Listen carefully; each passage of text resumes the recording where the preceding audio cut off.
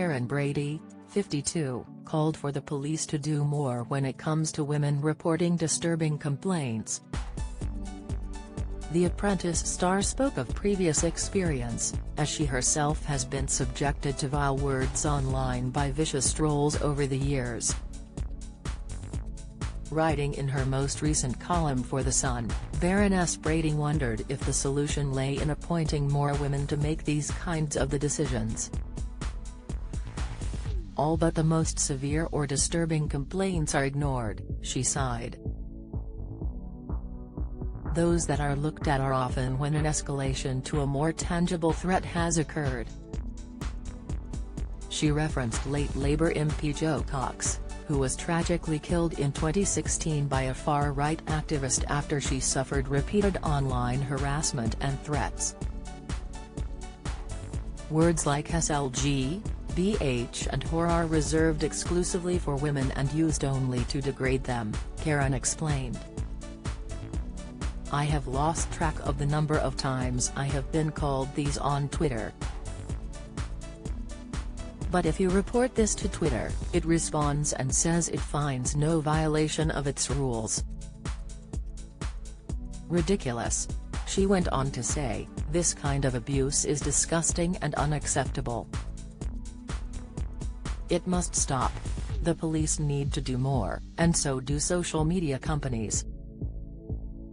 It drives me mad that they don't make this their top priority.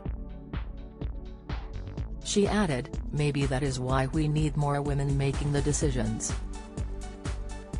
Elsewhere, Karren praised the Queen after it was reported that she refused to be impartial from COVID rules to grieve for her husband Prince Philip at his funeral.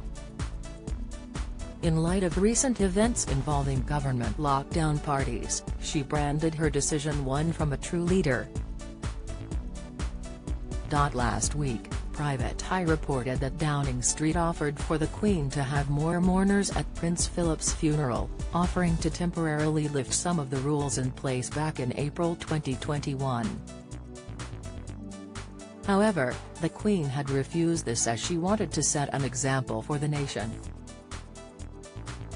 Karren wrote, is anyone else entirely unsurprised to hear that although Downing Street offered the Queen a COVID exemption for Prince Philip's funeral, to allow more mourners, she turned it down? The business mogul argued this was in stark contrast to politicians who have been caught in a dispute over hosting lockdown parties. In a show of solidarity that is the polar opposite of the one rule for us, another for them accusations that have been flying around politicians lately, she continued, the suggestion was rejected by Her Majesty. Karren argued, that's why we all admire the Queen.